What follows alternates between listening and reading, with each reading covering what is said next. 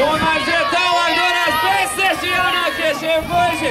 Pirmajā pozīcijā šobrīd veiksmīgi Patriks Krauklis, 5. vietīgais pasaules čempionātā BMX. Viņš arī pēc pirmās virās un pirmajā taisnē, pēc pirmās taisnē, otrajā taisnē pierāda to, ka ir pasaules čempiona. Piekāsies, pēdējā pasaules čempionā piekāsies ieguvēji. Ziedīgs un šobrīd dodas otrajā virāžā, aiz viņu dodas otrajā pozīcijā Māra Pietils, Valters Pelcis. Otrajā pozīcijā Māra Valters Pelcis.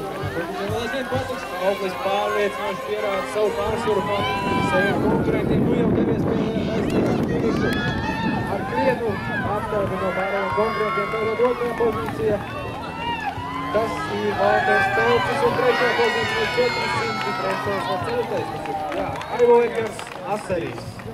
Bet tikmēr uz starta līnijas